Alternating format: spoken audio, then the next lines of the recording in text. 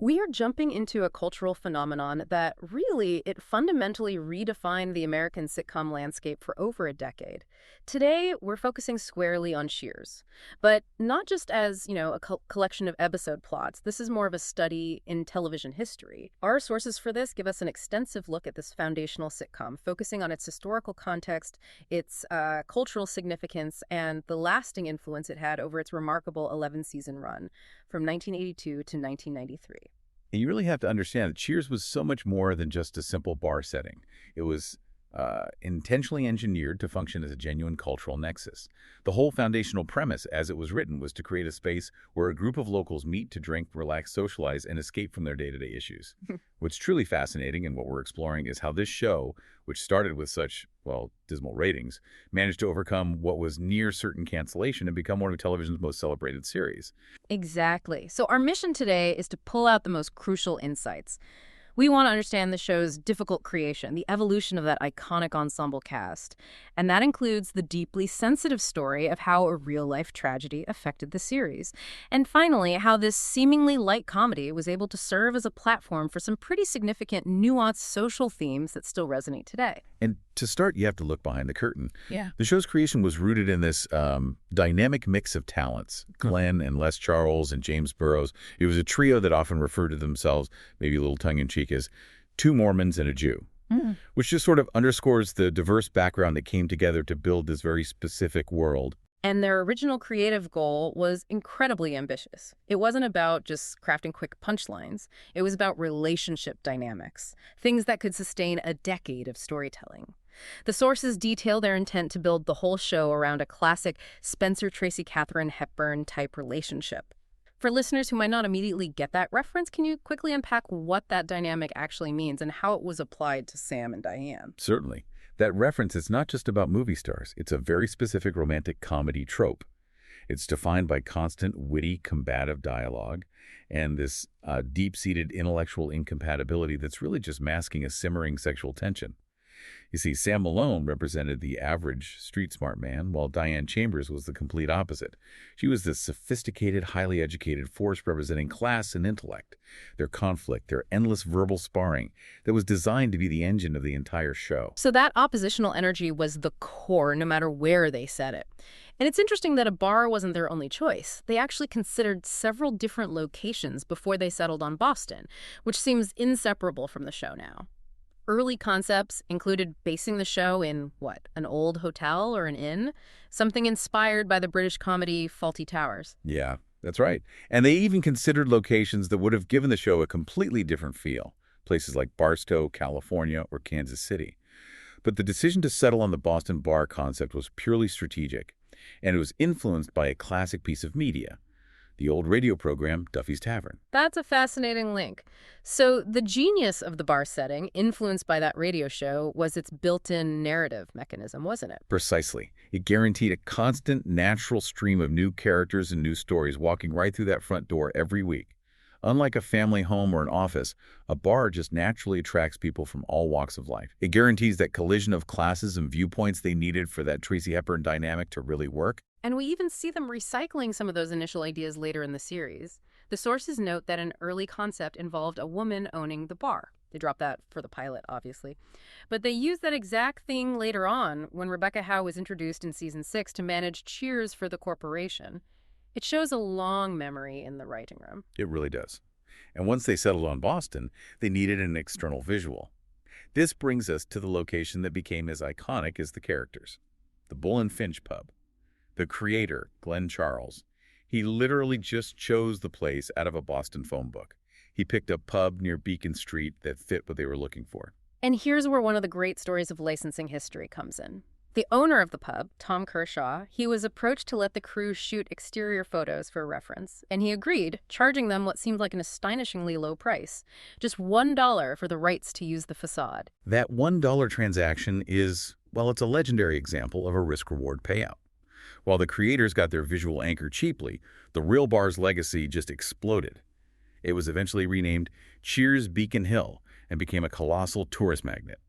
By 1997, the sources say it was drawing nearly 1 million visitors a year and had become the 42nd busiest outlet in the entire American food and beverage industry. It's a striking reminder of the power of television to turn a local pub into a global destination.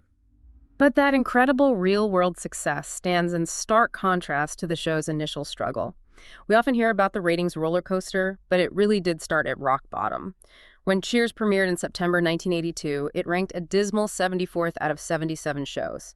It was, for all intents and purposes, facing immediate cancellation. And that near-death experience is what defines its early legacy. Its survival is a legendary story in network history, saved by a convergence of factors. The most immediate lifeline was strong critical acclaim. Critics saw the quality, the writing, the acting, even if the audience hadn't caught on yet. And the industry recognized it, too. That early critical praise translated quickly into success at the Primetime Emmy Awards. It signaled to Hollywood that this was an important, quality program, giving the network a reason to trust their own artistic judgment over the overnight numbers. But the truly pivotal factor was the unwavering support of the NBC executive Brandon Tartikoff. He saw the quality that the public was missing. He called it a sophisticated adult comedy. In 1983, when the cancellation threat was very real, he reportedly said that NBC executives never for a second doubted that the show would be renewed. That belief required immense patience, especially when competing against established shows. Tartikoff understood that Cheers was a long-term investment. What exactly was this sophisticated adult comedy that he saw? It was the complexity of the characters and the subject matter. Most sitcoms of that era relied on broad jokes and familiar family structures. Cheers gave you two highly intelligent people arguing about philosophy one minute, and then a working-class waitress delivering a perfectly timed, cynical insult the next. It was highbrow and lowbrow blending seamlessly. It just felt more real and more character-driven than most comedies at the time. That takes time for an audience to acquire the taste. And they acquired it during the summer reruns after the first season. Viewership actually improved during those repeated airings, which is highly unusual. That performance gave NBC the confidence to schedule it much more aggressively. And that scheduling decision sealed its fate. It took it from a fringe show to a phenomenon. When the series was strategically paired with hits like Family Ties and eventually The Cosby Show, Cheers became the centerpiece of NBC's dominant Thursday night must-see TV lineup. The show ultimately just soared. It earned a top 10 rating in 8 of its 11 seasons, including one phenomenal season, season 9, where it actually ranked #1 overall. Yeah. It was a complete turnaround driven by quality and smart scheduling. So the narrative of survival transitions directly into the narrative of character construction. The sources make it clear that the characters had to be compelling enough to sustain this world. The writers understood that while the setting was the foundation, the people were everything. Let's start with Sam Malone. Sam Malone's background was pretty fluid in the beginning. He was originally conceived as a retired football player, but when Ted Danson was cast, there was a strategic shift. The character was changed to a former Boston Red Sox relief pitcher, nicknamed Mayday Malone. This change immediately rooted him in the Boston sports landscape, making him instantly more relatable to that setting. What's fascinating about Danson's commitment is that he was nothing like the character. The sources say he wasn't a sports fan, had never been to a baseball game, and had to actively go to bartending school. He truly had to pretend to know about sports and how to tend a bar, which shows his dedication to embodying this specific type of lovable Lothario and recovering alcoholic. And the creation of the supporting cast is just as insightful. It was often born out of, accidents or self-suggestion. Take Cliff Clavin, the mail carrier, the bar's resident know-it-all. The actor, John Ratzenberger, originally auditioned for the role of Norm Peterson. Right, but the story goes that when he didn't get the Norm role, he actually talked to the producers after the audition and suggested they needed a certain character type. Yes, he asked them, essentially, if they were going to include a resident bar know-it-all, a guy who just sits there and spouts useless information. The creators loved the idea immediately and wrote Cliff into the pilot, recognizing the comic potential of a character whose confidence was much, much bigger than his actual knowledge. And they also made a key occupational change for him. His role was initially a security guard, but they changed him to a mail carrier. The producers reasoned that being a mail carrier, going all over the city and meeting countless people, it just lent itself to a wider, more nonsensical array of facts for him to spew. And speaking of Norm Peterson, his character's longevity is maybe the greatest testament to the strength of the ensemble.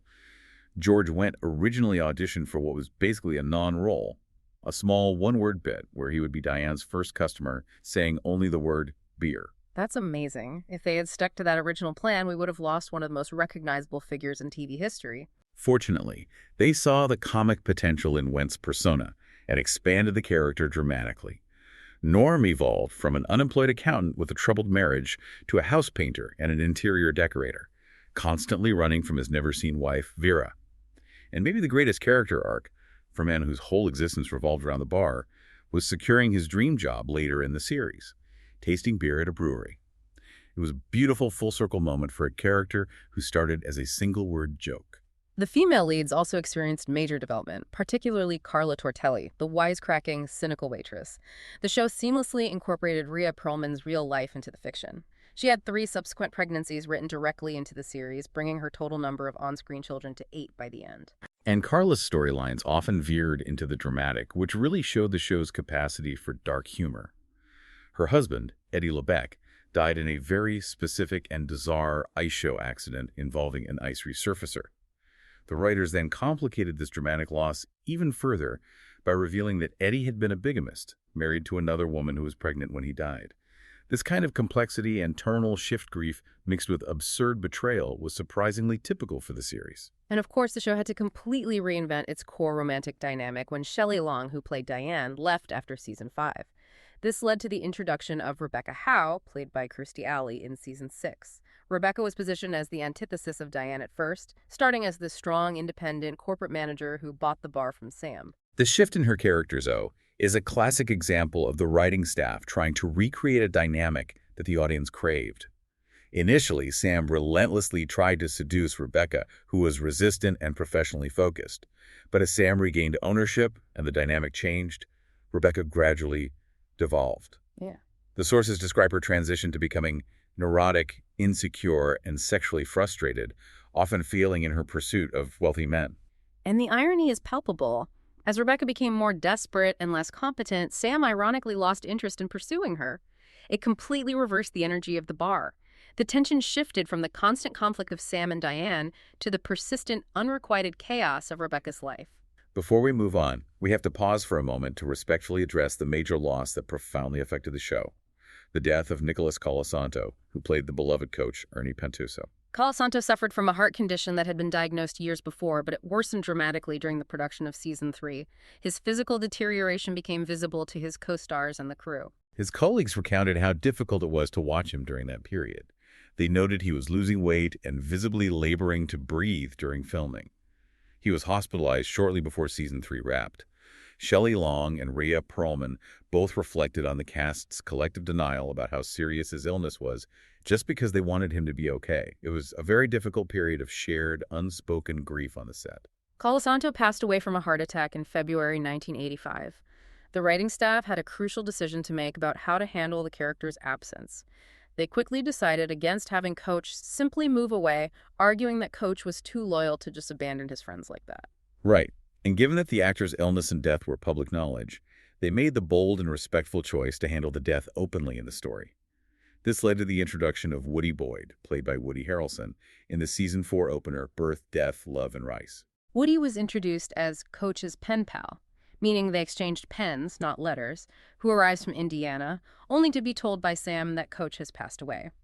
Woody is then hired as the new bartender. This sequence allowed for a genuinely emotional release and transition. It respected the real-life tragedy while introducing fresh energy into the ensemble.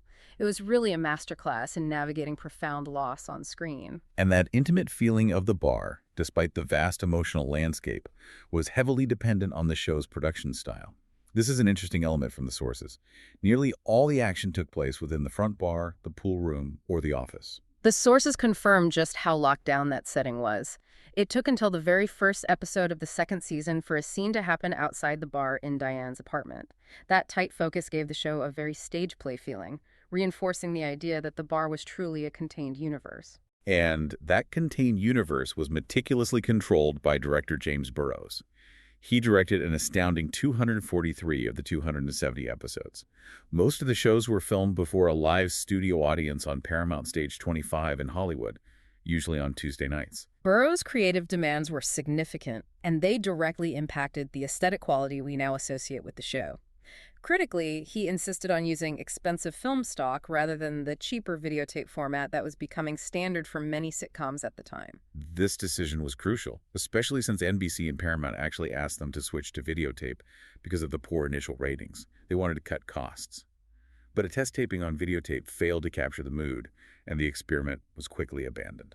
Can you explain why the film stock made such a tangible difference to the viewer? Because most people don't think about that when they watch a sitcom. It's all about atmosphere. Film stock, especially in a dark setting like a bar, allows for much moodier, more complex lighting and richer color saturation. It avoided that flat, overly bright look of many sitcoms filmed on tape at the time. It enhanced the cinematic quality. Burroughs also insisted on constant motion in his direction. He wanted actors always reacting, moving, shifting their focus, which enhanced the feeling of life in that small space. Moving from production to the actual subject matter, the show's willingness to go beyond standard sitcom fare is one of its most lauded elements. Cheers was bold. It tackled complicated, sometimes controversial issues with humor, including alcoholism, homosexuality, and adultery, which is pretty rare for 1980s network television. The consistent underlying subtext throughout the entire 11 years was social class. Cheers functioned as this remarkable meeting ground where the upper-class characters like Diane and later the psychiatrists Frasier and Lilith were forced to interact constantly with the middle and working-class regulars, Sam, Carla, Norm, and Cliff. This friction was absolutely vital to the humor and the drama. I mean, Diane and Sam are the perfect example of class warfare disguised as flirtation. Diane looks down on Sam's lack of education, while Sam finds Diane's intellectualism pretentious and, useless in the real world. And the sources highlight the relationship between Woody Boyd and Kelly Gaines as an extreme example of this class collision. Woody, the naive Midwestern farm boy, marries into an extraordinarily wealthy family, and the show constantly mined the humor and sometimes the pathos from their vastly different backgrounds. Woody's earnest simplicity often defeated Kelly's parents' condescending sophistication. Feminism was another major recurring theme. Diane was explicitly presented as a vocal feminist, constantly at war with Sam Malone, who she saw as the epitome of everything she hates, specifically his casual promiscuity and chauvinism. Right. And the critical consensus at the time, according to the sources, viewed the three major female characters, Diane, Carla, and later Rebecca, as different facets of what they called flawed feminists. Diane struggled with reconciling ambition and romance, Carla represented the working class struggle, and Rebecca struggled with the corporate climb and professional independence. They were all trying to navigate the complex social currents of the 80s and 90s in their own complicated ways. Now, we have to circle back to the central thematic anchor, addiction. The theme was central, primarily through Sam Malone, the recovering alcoholic who, ironically, owned and operated the very place where drinking was the main activity. That inherent irony was a constant source of material and tension, even when it wasn't overtly discussed. The sources confirmed that addiction surfaced in other characters as well. For instance, Frasier Crane had a notable period of heavy drinking in the 4th season after Diane left him at the altar. Woody also developed a serious gambling problem in season 7. But this leads to a critical point noted in the feedback. The theme of alcohol consumption itself was often treated lightly, maybe even normalized. The sources mention that Carla and other characters drank beer while pregnant, and that, in the context of the bar, heavy drinking was often just part of the background, not a constant source of dramatic weight. That's a complex balancing act, and it goes to the heart of the show's identity. Cheers was trying to be a comedy first. While Sam's sobriety was treated seriously, the overall atmosphere had to remain light and welcoming.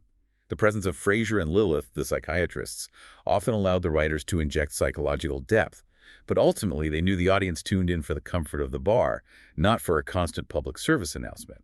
The humor often came from that juxtaposition. That's a great analysis of the show's tonal management.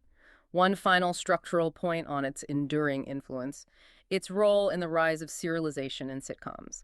While serialization had existed before, Cheers really contributed to making long-running story arcs and, more importantly, end-of-season cliffhangers a popular staple in sitcoms, starting with the Sam and Diane drama in season 3.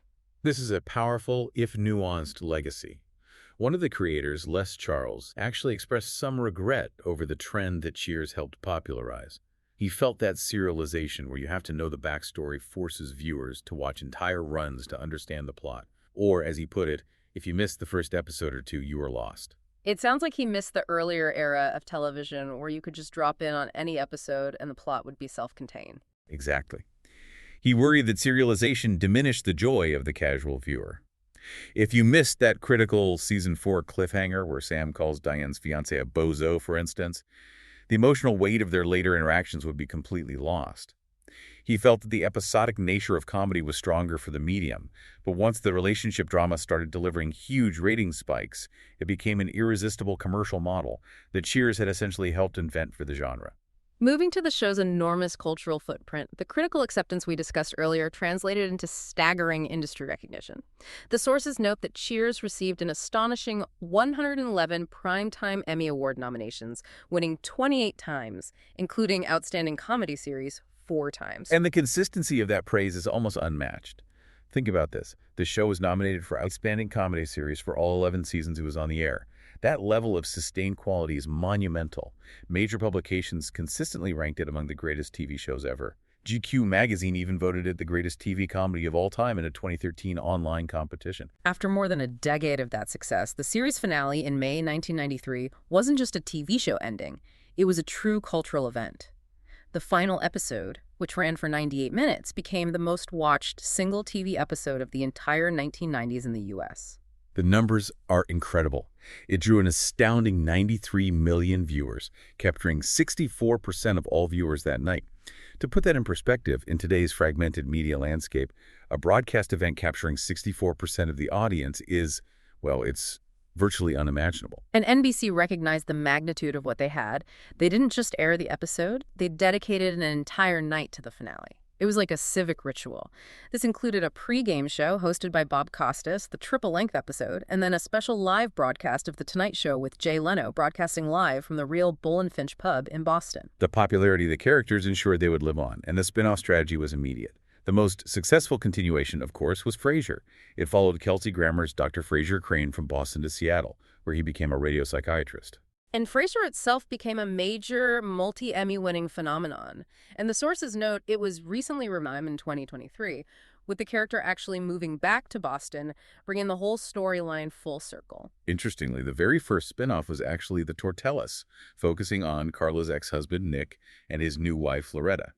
That effort was significantly less successful. It was canceled after only 13 episodes. And the sources point out that cancellation was partly due to protests over what was seen as the stereotypical depiction of Italian Americans.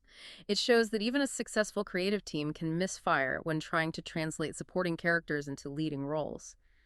Beyond the spin-offs, Cheers characters also appeared in crossovers on other shows, like Wings and the medical drama St. Elsewhere. Following the series' conclusion, the physical legacy of the set itself became a subject of discussion. The massive 1,000-square-foot bar set was initially offered to the Smithsonian Institution. But the Smithsonian turned it down simply because the set was too large for their available display space at the time, which is almost unbelievable considering its cultural weight. Right. It was displayed briefly at the defunct Hollywood Entertainment Museum before going back into storage. Fortunately, CBS eventually donated the set to the Museum of Television in 2013, ensuring its preservation. And the physical artifacts of the show continue to command astounding prices, which just shows the lasting monetary value of the show's legacy. The sources provide concrete data here. The actual bar itself, the centerpiece of the entire set, was sold at auction in 2023 for an incredible $675,000. And the front door from the set sold for $163,000 in 2025.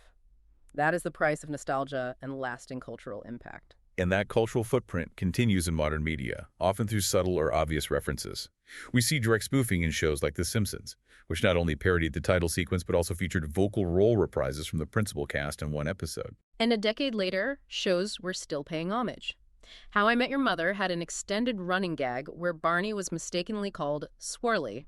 The resolution involved everyone in the bar shouting his nickname in unison, set to the tune of the Cheers theme, with credits shown in the Cheers style. It shows that the concept of a communal space defined by a single greeting remains instantly recognizable. Perhaps one of the most interesting contemporary references is found in the 2015 video game Fallout 4. Because the game is set in post-apocalyptic Boston, players can stumble across the Prost Bar, which is an almost exact replica of the Cheers set. And to add a touch of dark humor, there's a gruesome Easter egg. 2 long dead bodies are at the bar, one clearly wearing a mail carrier uniform, referencing poor Cliff Clavin. And we get a final, moving full circle moment for Ted Danson. In the series finale of The Good Place, his character Michael appears as a bartender wearing the distinct blue plaid shirt that was Sam Malone's signature costume. It was a clear, affectionate homage to the character that defined his career. Even internationally, the format holds appeal, spawning a Spanish remake and a tentatively titled, unproduced Irish language version. So as we review the extensive history we've covered, the narrative is clear. Cheers survived its initial struggles due to two things: unwavering critical support and an investment in deeply resonant character development. It set a new standard for ensemble comedy by expertly blending highbrow intellectual humor, driven by characters like Diane and Frasier, with the more cynical, grounding, lowbrow working-class culture, all contained within the simple walls of one central location. That show fundamentally argued that shared community and finding a strong sense of belonging were the great equalizers of class, ambition, and personal complexity. Despite all the dramatic cast changes over 11 years, the show maintained a rock-solid core.